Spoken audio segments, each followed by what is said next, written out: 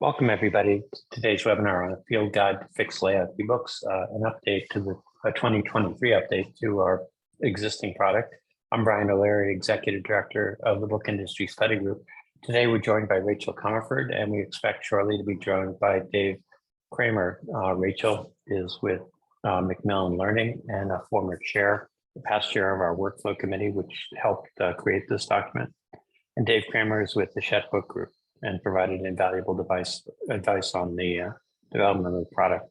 We're going to kind of walk you through at the start the components of both the document and the changes that we've made in it, and then we'll leave some time at the end to take questions from all the folks who are assembled here today.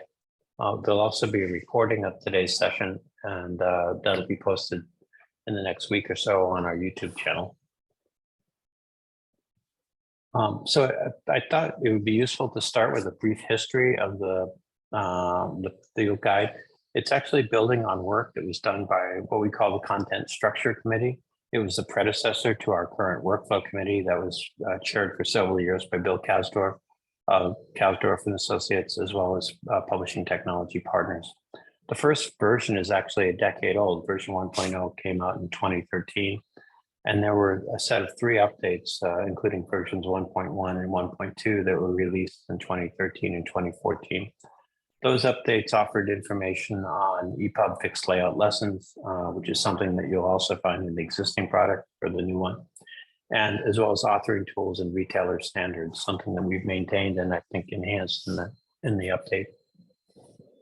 The work that we did this year was an update that largely provided current information, adding a section that we'll talk about on accessibility.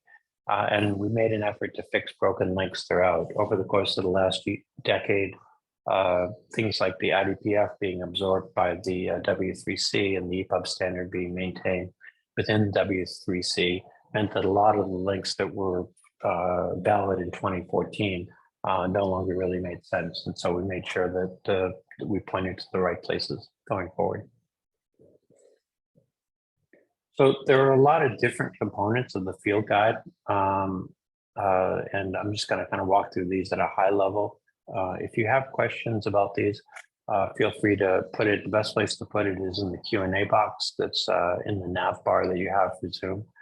You can also use the chat. It's sometimes a little bit hard to follow the chat for questions, so we prefer to use the Q&A. And at the end, if there are things that you really want to ask or contribute, we'll turn off the screen sharing, and we'll ask you to raise your hand and we can unmute you and have a conversation around it. So starting with the first chapter, it's really digital formats for fixed layout, but it's worth emphasizing that the focus is on EPUB. We talk about some other formats, but this is really a guide to guide folks on how to create fixed layout EPUB files. Second chapter looks at when to use fixed layout, as well as some cautionary tales on when not to use it. There's a basic instruction on what creating a fixed layout ebook involves, and specifically how it works in EPUB 3, particularly with respect to package and content metadata. We talk a fair amount about accessibility in fixed layout ebooks. I mean, there are limitations, as well as reading order are 2 of the big topics within that section. And then follow it with some conversation around syncing text and video via media overlays. This is something particularly for illustrated books that are good candidates for fixed layout. The ability to create some enhanced experience is important. That's also why we talk about interactivity in JavaScript with a focus on how it plays out in different reading systems. I think one of the messages, and it might be one of the questions that comes up today, is can you do this across all reading systems? And the answer is fairly uniformly no, that the functionality varies depending on the platform. And we try to give a little bit of information on that in the sections that follow. We talk about 2 sets of authoring tools. One is Adobe, the other is Kindle. And we've tried, and I think it's, we can probably have a conversation about this as well. We tried to amplify or expand the amount of information we provided about retailer standards with 5 different retailers listed there. It's probably fair to say that we were disappointed in some cases that we couldn't get the engagement that we wanted to, that we'd asked the question several different times. And so we've kind of gone out with stuff that we think is necessary, but maybe not sufficient.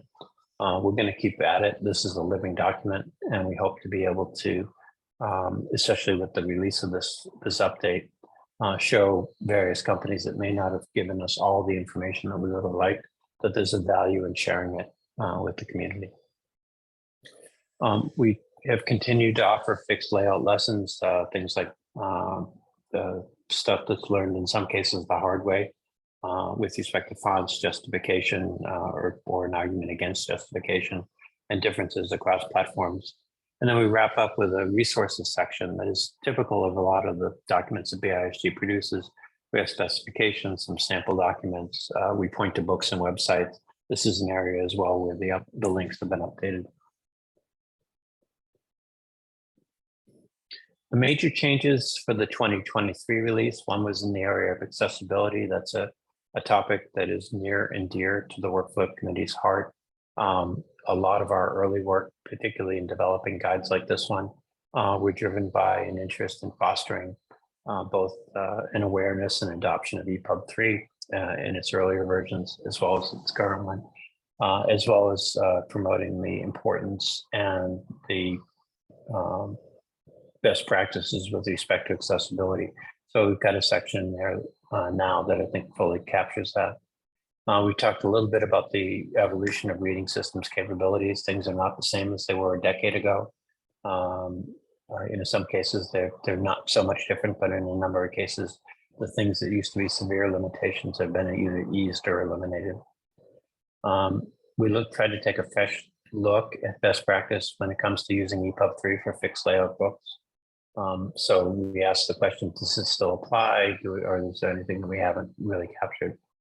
I mentioned a couple of times that we fixed broken links and updated the references. That's important because this one document is not the be all and the end all, but it is an important reference that people can use to both inform themselves about better practice and to look at other resources to be able to figure out what's going on. We also tried to update guides to different authoring tools and retailer standards. This is the area where I said a moment ago that I think that we could continue to, and we will continue to work on this because I'm not sure that we have all the answers that we would like. We got to a point where we were comfortable publishing an update, but I could see a 2.1 coming fairly soon. Just a few thoughts when it comes to things like using the updated field guide. The first thing is it's a reference tool. It's not the be all and the end all. It's a relatively modest document. We weren't trying to create something that tells you everything that there is to know about fixed layout. It points to best practices and other resources. It embodies some of that, but it's also an area of evolving expertise within the industry. And we encourage you to look at the other resources as well as others that you may find. And if you find something that we're missing that you would like to see us either point to or add as content, send us a note. info@bisg, info@bisg.org is a good way to get information to us. We'll share it with the committee and create an update as soon as is practical. We do try to explain in plain language how fixed layout works in its most common applications, but there are always edge cases. And those are, we weren't really looking to create all of the exceptions. We do identify ways that fixed layout can break or at least not be predictable across multiple platforms. And that's practical advice that anyone can take to heart. But ultimately, and I'd underscore this, it's not a compilation of all the exceptions. It's really an attempt on our part to address the most frequent use cases and solve common problems or help people understand what the sources of those problems are so that they can avoid them. The contributors to the 2023 update are several. They're color-coded here for something that I just wanted to draw out. In green are all the folks who contributed a publisher perspective.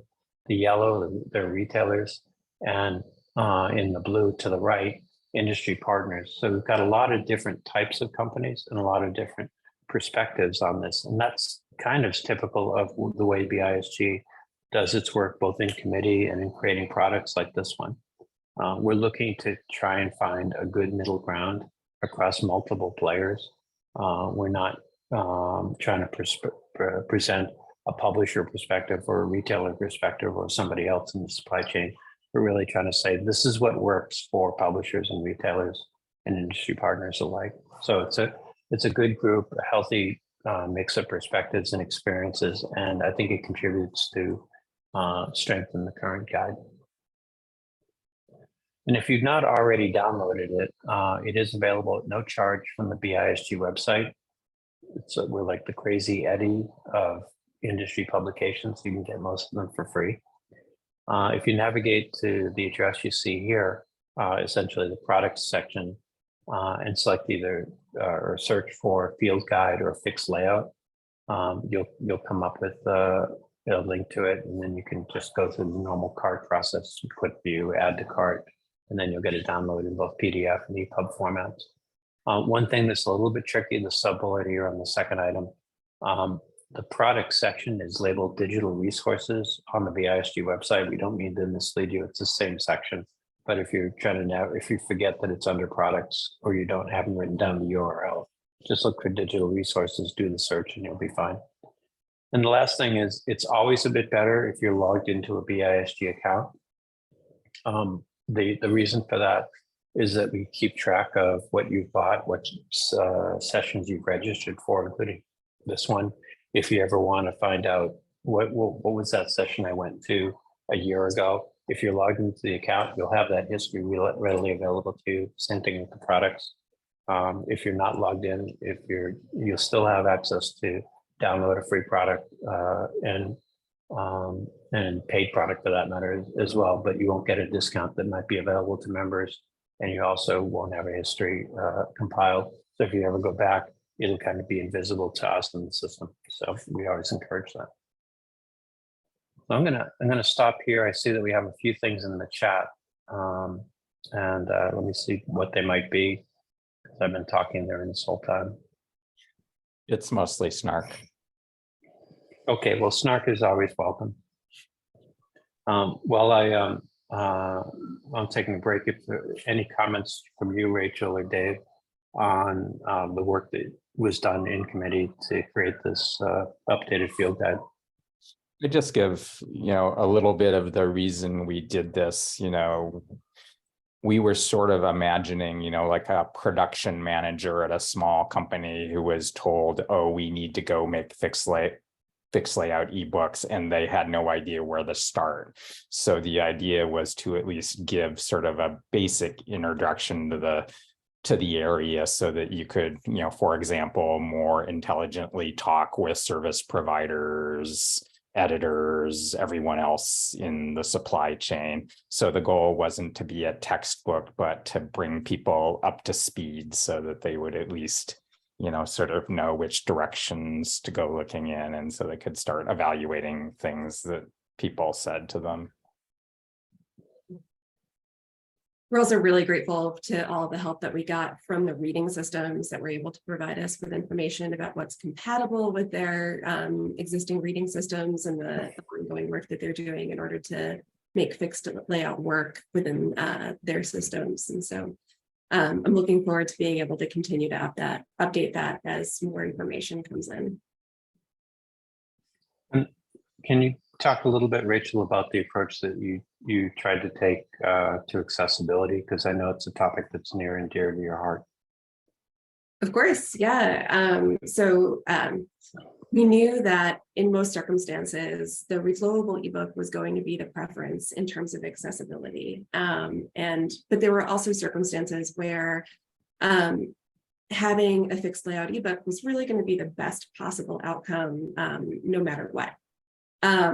So we tried to address the layouts that were, the book formats that were going to be the most commonly utilizing the fixed layout template, which would be manga, comic books, that sort of thing. And approach it from a point of view of how can we make this as usable to as many users as possible. And reduce the number of the number of people who will need to get an alternative format, to get the book from another source. There are, of course, a number of risk factors that come along with using fixed layout because of the lack of reflowability. Users that have dyslexia or who are experiencing sight loss might have some issues being able to read the content that's in there. But we also spent some time focusing on including media and audio overlay information so that we could help that part of our audience also get audio access to the contents of the book, to try and make it just as easy as possible to create an accessible experience for the user. We also have sort of a step-by-step recommended authoring approach.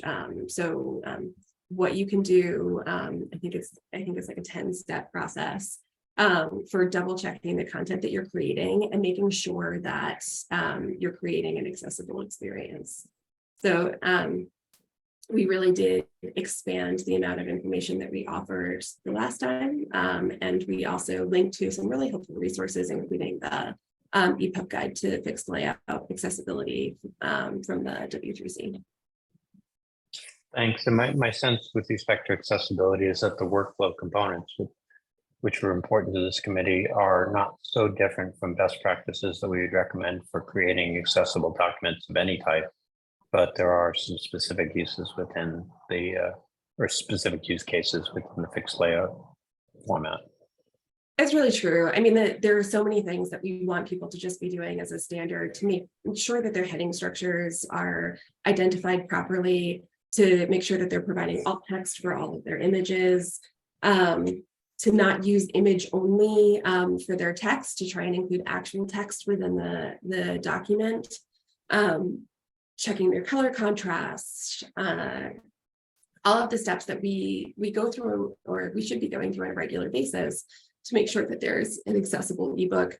But then also we are thinking about things like 2-page spreads, and how seeing a 2-page spread in something like a comic book might be fairly common, but how do you make that work when it's not a 2-page document, it's a single screen? And what's the impact on the user when that sort of horizontal landscape is happening? So yeah. We have one question that I think, Rachel, in the first part of your answer a moment ago, you touched upon. The question is, what is the most common use case you've encountered for the use of fixed layout? I think you talked about manga and comics, but maybe there are others.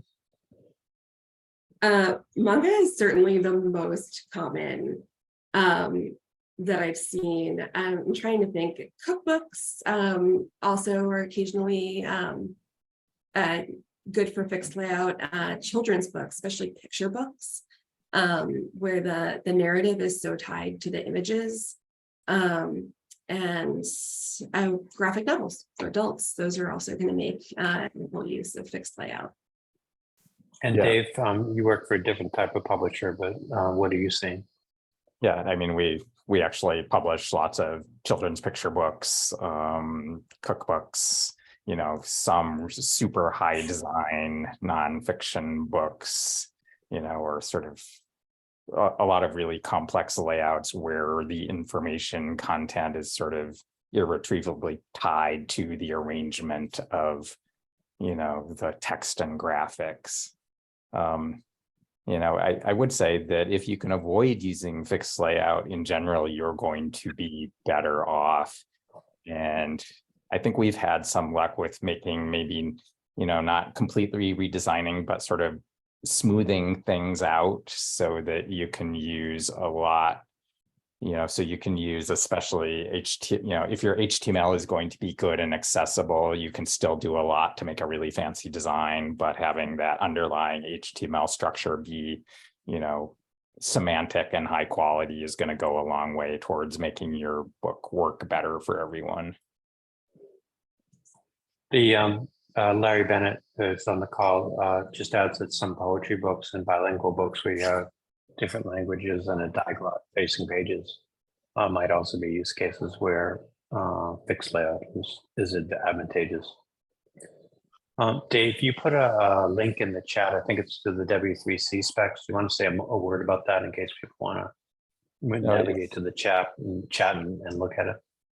I think, as we've said, as the industry has been focusing more on accessibility, the question has come up about, the way fixed layout has been done in the past at times has been horrible for accessibility. And so we know there's a lot of room for improvement. And so this, and so a task force within the W3C was created to start investigating the issues and, seeing what advice they could give to document creators and to, hopefully surface more of these issues. A lot of,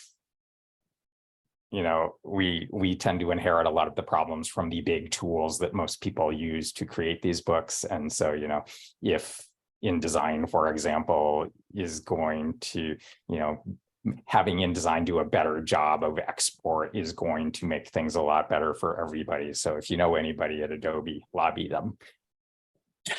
Yeah, we definitely could do that.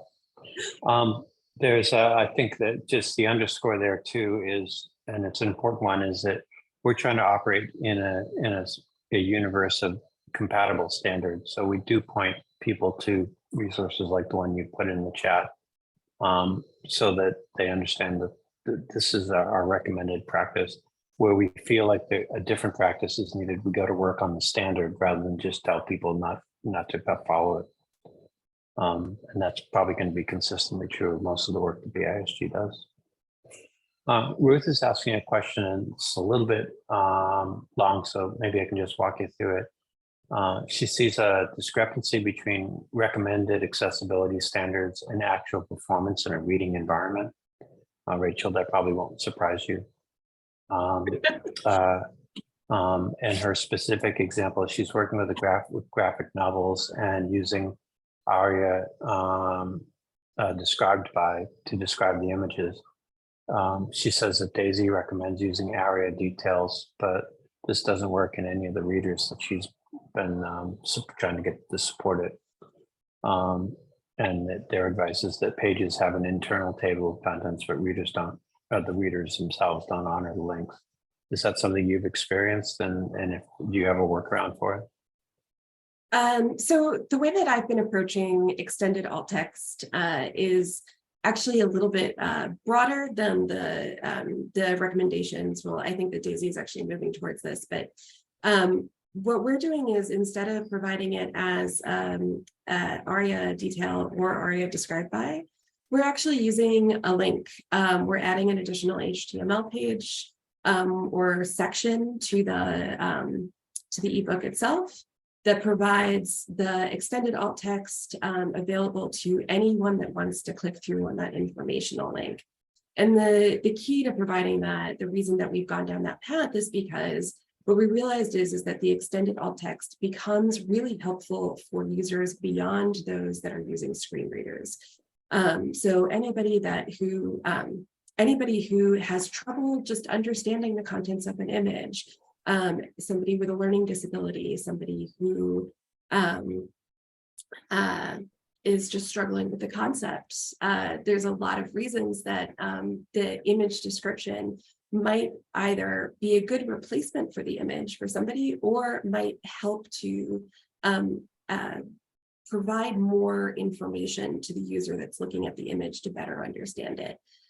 Working at an educational publisher, our goal obviously is to make sure that as many people as possible are learning as much as possible from the content that we're producing. And so in this case, we said, okay, we have this text. It's a full description of everything that's going on in the image. Let's make that available to anybody that's using the book, and make sure that everybody is able to take advantage of this alternative form of the image that we're providing. So we skipped details, we skipped described by, and we have a little tag, it's a little informational link.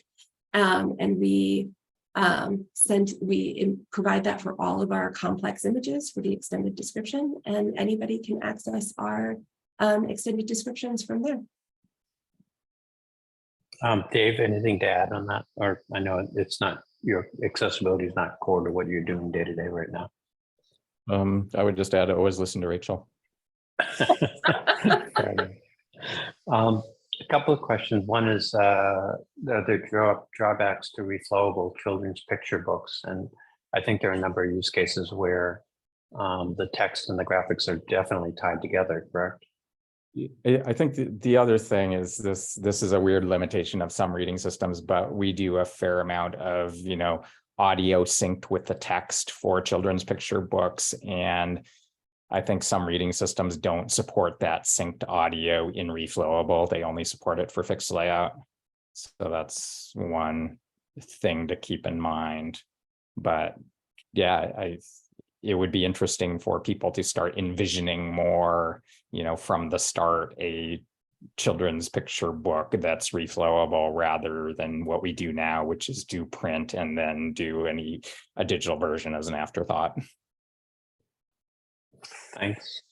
So Lillian had asked a question in the chat and she's added it to the Q&A box. And I think you started to answer part of it, Rachel, which is that they've had font issues and readability of fixed layout, specifically on a Kindle platform. And they're finding that some open type fonts are no longer supported on Kindle. And she's wondering if that's a common issue.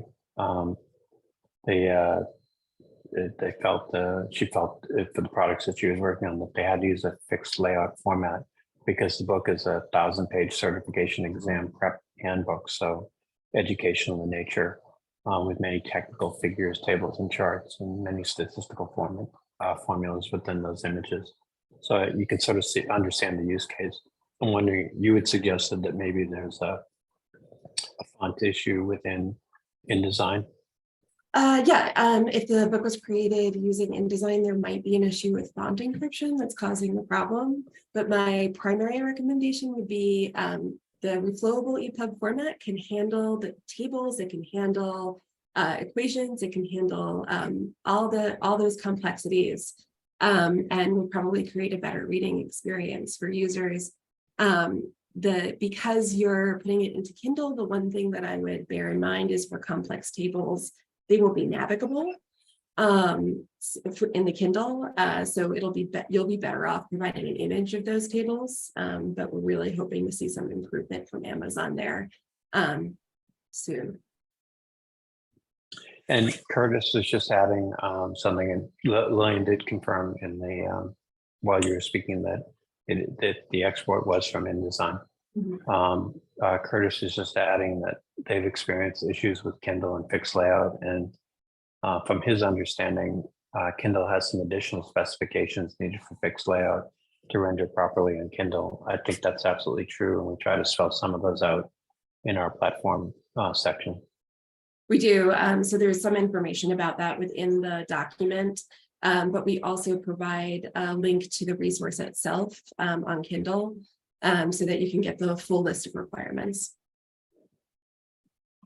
Yeah, and this is an area, as I not too subtly alluded to, where we feel like we could have had greater participation from different retail or display platforms, and we'll continue to work on that. Somebody's asking for something as complex as a graphic novel, are people using third-party resources to write the alt text and image descriptions? Rachel, I think when it comes to alt text, you have a sweet spot for having really high quality work done. When it comes to graphic novels, my preference is to have the author work on it, because the author or the artist. They're the ones that know that content and know the purpose of those images better than anybody could possibly tell you. I understand that a lot of authors aren't comfortable doing that. They haven't done it before. It might not have been a part of their contract, and so now it feels like extra work. So it's not always possible to do that. My feeling is that in the case of something like a graphic novel, you really do need an artist's eye when you're describing what's happening within the images. It's such an integral part to the story. I have similar feelings about picture books for children, but one thing that I've heard from intermittently in conversations about providing alt text for children's books is that some people are actually involving children in reviewing that alt text, which makes so much sense to me, because when you think about the way, if I think about the way my 8-year-old describes a rainbow versus the way I do, it is so much more enthusiastic and so much more figuratively colorful than the way that I would. And so making sure that the target audience is involved in the development of the content, whether it's text that everybody sees or whether it's alt text, I think that's pretty key. We have 3 questions left, so I can offer, if I can borrow a few more minutes of your time to see if we can cover all of them. B is just asking if you have any thoughts on companies like Book.io, where authors can create fixed layout books and turn them into NFTs. That's not really our sweet spot for this particular product, but do you have any perspectives on it? I got nothing. It's probably better that I don't say anything. Okay, fair enough. Sorry, B. That's the best that we can do today. There's also an anonymous request to get the fixed layout accessibility sample file. I'm not sure that we included that in the product update. We did not. There are some older samples that are out there, but they haven't really been updated. Dave, you might know better than I do. Do you know if the W3C is working on any samples to go along with that? No, I wonder if Daisy is doing anything, because I know they have like, I know that Daisy has been maintaining their sort of accessible math samples, but I don't know if they have anything that's targeted at fixed layout. I can try to look that up. I do see a couple of Daisy members in the attendee list, so if they want to weigh in on the chat, that would be awesome.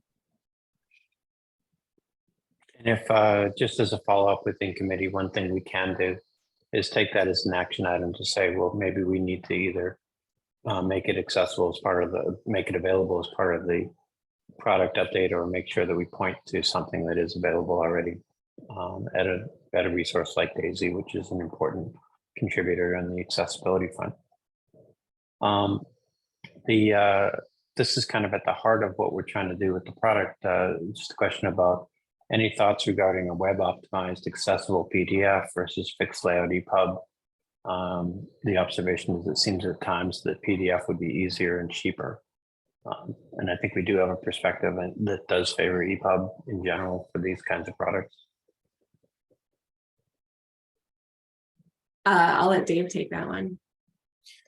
I don't know the current story on accessibility of PDF.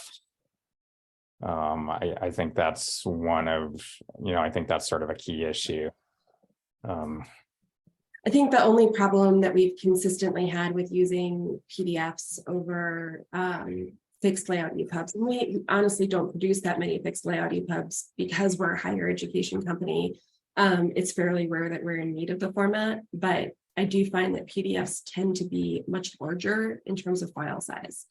And the result has been that we've had rejections from some reading systems who aren't prepared to handle file sizes that are that large. We've had to reduce the size of our images, make them lower resolution, and all in all, it doesn't have the best outcome for the students that are using the textbooks.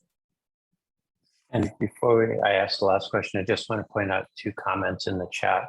One from Larry, Larry Bennett, who's talking about an area of demand for excuse me, for read alouds or read alongs for kids' picture books as a potential use case, which is kind of answering one of the questions we had earlier. And you'd asked for a perspective from somebody from Daisy, and George Kirscher has weighed in to say that they've not done MathML examples with fixed layout, but at epubtest.org, which is their site, they have an extended description sample that uses the approach Rachel is describing. So what we can do is update ours to point to that. In the meantime, both and Richard Rum says something similar. Richard leads Daisy, and there are samples where folks are developing FLOs, accessible ebooks. So Daisy certainly we would recommend, for particularly with respect to accessibility, is a good resource to consider for this. The last question I had for you guys is just the observation. I'd not heard this independently, but Kindle will soon no longer support image pop-out for fixed formats. And does that affect accessibility for those products? I hadn't heard about that either. My initial response, and there's probably a lot of context that I'm missing here, but my initial response is that the impact that it has is that somebody who has low vision, somebody who has difficulty making out detail on the screen, is going to suffer for that. Zooming in can be quite difficult on an image that's within the text. It's difficult to navigate back to the text, being able to have that pop out and look at that image as a whole, and also in great detail without the complexity of the text around it, I think is really important to interpreting the image. So I don't feel great about that change, but I would also, in most circumstances, keep pushing people to use Reflowable whenever possible, and then maybe push to other reading systems that allow for pop-up images. I think Go ahead, Dave.